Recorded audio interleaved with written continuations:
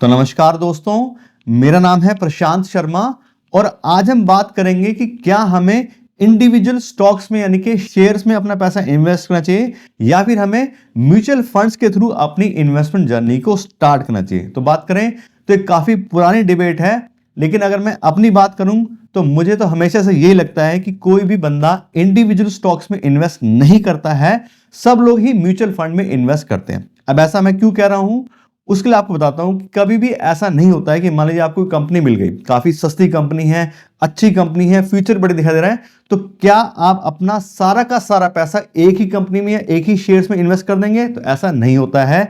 सब लोगों को यही एडवाइस किया जाता है कि एक ही कंपनी अगर सारा पैसा डालेंगे तो बहुत ज्यादा रिस्क इंक्रीज हो सकता है। अगर कंपनी को कुछ दिक्कत आ गई तो हमारा सारा पैसा खराब हो सकता है। तो उसके लिए क्या हो जाता है कि हमें अपना जो पोर्टफोलियो वो डाइवर्सिफाइड रखना चाहिए, यानी कि 15, 20 या 25, 30 कंपनी का हमें पोर्टफोलियो बनाना है। अलग अलग सब कंपनियों में थोड़ा थोड़ा पैसा इन्वेस्ट करना चाहिए जिससे हमारा जो पोर्टफोलियो डाइवर्सिफाइड रहे और अगर किसी कंपनी को कोई दिक्कत भी आती है तो बहुत ज्यादा इफेक्ट हमारे इन्वेस्टमेंट के ऊपर ना आए। बात तो सही है। तो बात करें तो जो भी हमने 15-20 कंपनी का पोर्टफोलियो बनाया तो क्या हो गया, एक तरीके से म्यूचुअल फंड ही है जो हमारा सेल्फ क्रिएटेड म्यूचुअल फंड है। तो उससे बात करें तो एक तरीके से हम अगर इंडिविजुअल स्टॉक्स में भी इन्वेस्ट करेंगे तो म्यूचुअल फंड के थ्रू ही इन्वेस्टमेंट कर रहे हैं जो हमने खुद से बनाया। अगर बात करें नॉर्मल म्यूचुअल फंड की तो वहां कंपनियां डिसाइड करती हैं, उनका जो मैनेजर होते हैं वो डिसाइड करते हैं कौन सी कंपनी इन्वेस्ट करना है, कब करना है, कितना एलोकेशन करना है। बात करें खुद से जब इन्वेस्टिंग करते हैं तो सारा का सारा जिम्मा हमारे ऊपर आता है। अपने जो फंड है उसका हम खुद मैनेजर होते हैं, कौन सी कंपनी इन्वेस्ट करना है, कब एंट्री लेनी है, कब एग्जिट लेनी है, दुनिया भर की सारी चीज हमें ध्यान रखनी पड़ती है। कंपनी के प्रमोटर्स कैसे हैं, उसके कंपटीशन में कौन कंपनियां हैं, आने वाला फ्यूचर कंपनी कैसा है, यूएस की मार्केट में क्या चल रहा है, दूसरी इंटरनेशनल मार्केट में क्या चल रहा है और इंडियन मार्केट में क्या चल रहा है, ये सब चीजों का हमें ध्यान रखना पड़ता है। तब हम एक अच्छा इन्वेस्टमेंट क्रिएट कर पाते हैं, अच्छा पोर्टफोलियो बना पाते हैं। तो मेरे हिसाब से बात करें तो खुद से अगर हम इन्वेस्टमेंट करते हैं तो काफी ज्यादा नॉलेज रिक्वायर्ड होती है, काफी ज्यादा टाइम उसमें देना पड़ता है, एक तरीके से फुल टाइम जॉब हमारी बन जाती है। और जो मेन हमारा असल काम है, असल जो हमारा टारगेट होना, जो फोकस है, उससे हमारा दिमाग हट जाता है। तो असल टारगेट या फोकस जो मैं कह रहा हूं वो है मेरे हिसाब से जो हमारा इन्वेस्टेड कैपिटल है उसको इंक्रीज करना। मान लीजिए हमने 1 लाख रुपए इन्वेस्ट किया है या 5 लाख रुपए इन्वेस्ट किया है तो हमारा टारगेट ये होना चाहिए कि आने वाले 4-5 सालों में से डबल ट्रिपल करना है। 5 लाख से 10 लाख करना है, 20 लाख करना है, 30 लाख करना है, ज्यादा से ज्यादा पैसा इन्वेस्ट करना है। क्यों? क्योंकि सीधी सी बात है, जो आदमी कम पैसा इन्वेस्ट करेगा उसको रिटर्न भले अच्छी मिलेगी लेकिन पैसा वो कम ही कमाएगा। जो ज्यादा पैसा इन्वेस्ट करेगा, जैसे 1 लाख इसने इन्वेस्ट किया, उसको मान लीजिए 15% मिला तो 15,000 तो कमाएगा साल का। लेकिन कोई बंदा 10 लाख रुपए इन्वेस्ट कर रहा है और उसको 12% मिल रहा है तो वो 1,20,000 पे कमाएगा सीधा सीधा। तो अगर हम ज्यादा पैसा इन्वेस्ट करते हैं तो कम रिस्क लेके भी हम ज्यादा पैसा कमा सकते हैं। इस बात पे मेन इन्वेस्टिंग डिपेंड करती है। तो अगर ज्यादा पैसा इन्वेस्ट करेंगे तो कम रिटर्न मिलेंगे तो अच्छे से पैसा कमा लेंगे। लेकिन बात करें कम पैसे से क्या होता है, लोग 10-20 हजार से स्टार्ट करते हैं, F&O वगैरह का शुरू कर देते हैं काम, और जो पैसा होता है वो भी चला जाता है। आपने देखा होगा सेबी की रिपोर्ट्स आई, ये सब चीजें हैं। तो जो लोग F&O वगैरह में शुरू करते हैं और काफी ज्यादा ट्रांजेक्शन करते रहते हैं बार बार, तो उनके ट्रांजेक्शन चार्जेस इतने लग जाते हैं और उनको कोई भी फायदा नहीं होता, लॉस ही हो जाता है। क्यों होता है? क्योंकि पैसे को पैसा तो अट्रैक्ट करता है लेकिन थोड़े पैसे को ज्यादा पैसा अट्रैक्ट करता है और आप थोड़ा पैसा लेके जाएंगे तो मार्केट उसको ले लेती है। तो हमें क्या करना है, मेनली जो मैं कहना चाहता हूं कि म्यूचुअल फंड के थ्रू अगर हम अपनी इन्वेस्टमेंट जर्नी स्टार्ट करेंगे तो हमारे लिए इजी होगा। क्यों? एक तो हमें मार्केट का टेस्ट मिल जाएगा, कभी मार्केट ऊपर जाती है कभी नीचे जाती है तो हमारे जो इमोशंस है उसको भी हम टैकल कर पाएंगे। ठीक है, मार्केट ऊपर जाती है सबको अच्छा लगता है, लेकिन जब डाउन जाती है तो बंदे पैनिक में आके अच्छे अच्छे जो इन्वेस्टमेंट अच्छे शेयर्स हैं उनको बेच देते हैं।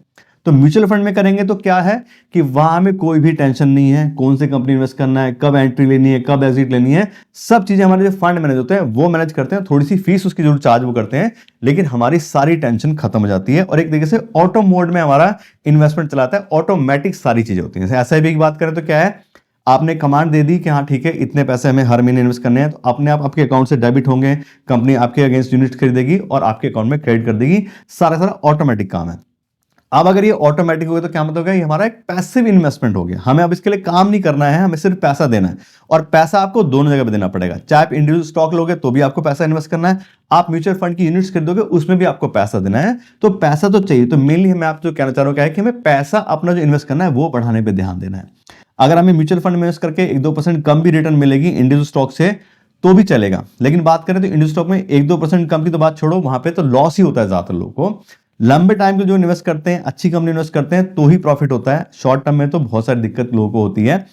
तो बजाय हम लोग इन्वेस्टमेंट डायरेक्ट स्टॉक्स में करने के अगर म्यूचुअल फंड में जाएंगे तो हमें ज्यादा बेनिफिट हो सकता है। उसका एक बेनिफिट और है कि अब हमने क्या कर दिया, हमने सारा का सारा अपना इन्वेस्टमेंट जो ऑटो मोड पे डाल दिया, हमें वहां ज्यादा टाइम नहीं देना, अपना ज्यादा दिमाग नहीं खराब करना उसका। तो उसका क्या फायदा है कि अब हम अपने काम पे फोकस कर सकते हैं। मैं बात कर रहा हूं पैसा ज्यादा इन्वेस्ट करने के लिए, उसके लिए पैसा चाहिए भी, तो जो हम जॉब कर रहे हैं या बिजनेस कर रहे हैं हम उसमें ज्यादा ध्यान दें, वहां से अपनी जो एक्टिव इनकम है उसको बढ़ाएं और वहां से ज्यादा पैसा सेव करके हम उसको इन्वेस्ट करेंगे तो हमें लॉन्ग टर्म में ज्यादा बेनिफिट्स हो सकता है, बजाय इस बात के हम सारा दिन अपना दिमाग खराब करें, अपनी फैमिली को टाइम नहीं दे पा रहे हैं, लोगों की हेल्थ खराब हो रही है और वो सारा जो टेंशन है वो स्टॉक मार्केट के लेके बैठे हैं। तो उसको छोड़ करके शांति से आराम से अपना पैसा इन्वेस्ट करेंगे। और बल्कि म्यूचुअल फंड भी क्या, मैं तो बोलूंगा इंडेक्स फंड में आपको पैसा इन्वेस्ट करना चाहिए। इंडेक्स फंड का मतलब क्या है कि जो निफ्टी 50 है उसमें टॉप 50 कंपनीज होती हैं, तो उसी कंपनी में पैसा लगेगा। मान लीजिए आपको पोर्टफोलियो मैनेजमेंट पे भरोसा नहीं है कि कौन सी कंपनी इन्वेस्ट करेंगे, कब करेंगे, क्या करेंगे, रिटर्न कितनी आएगी कितनी नहीं आएगी, तो आप इंडेक्स फंड चूज करो। टॉप 50 का ग्रुप होता है, टॉप 100 कंपनीज ग्रुप होता है, टॉप 250 ग्रुप होता है। तो बात करें निफ्टी 50 की, तो इंडिया की 50 सबसे बड़ी कंपनी है, उन्हीं में पैसा लगेगा। और जो सबसे बड़ी कंपनी होगी सबसे ज्यादा पैसा उसमें लगेगा, उससे नीचे वाले थोड़ा कम लगेगा, उससे नीचे वाले थोड़ा कम लगेगा। और ऐसा नहीं कि वो कंपनियां फिक्स होती हैं, आज भी टॉप 50 कंपनी रहेंगी और 10 साल बाद भी टॉप 50 रहेंगी, भले कंपनी चेंज है। मतलब यह है कि अगर 50 कंपनी में से कोई कंपनी खराब परफॉर्म करेगी तो उस ग्रुप से वो बाहर हो जाएगी, और जो कंपनी अच्छा परफॉर्म करेगी वो उस ग्रुप में आ जाएगी। जैसे बात करें तो पहले निफ्टी 50 में येस बैंक आता था, येस बैंक का शेयर डाउन हो गया तो उस कंपनी को उससे बाहर कर दिया और दूसरी कंपनी उसमें आ गई। तो इस तरह से अगर आप आज इन्वेस्ट करो या 10 साल बाद चेक करोगे तो आपको उस टाइम की जो भी टॉप 50 कंपनीज में उसी में आपका पैसा इन्वेस्टेड रहेगा और आराम से आपको रिटर्न मिलती रहेगी। तो मेरा आपसे सजेशन यही है, बाकी आप लोग खुद समझदार हैं, थोड़ा अच्छे से आप भी देख लीजिएगा कि अगर म्यूचुअल फंड के थ्रू हम स्टार्ट करेंगे तो एक तो हमें मार्केट का टेस्ट मिल जाएगा, लॉन्ग टर्म के लिए होल्ड करेंगे तो हमारे कोई ज्यादा टेंशन नहीं है कि हाँ भी मार्केट ऊपर जा रहा है नीचे जा रहा है।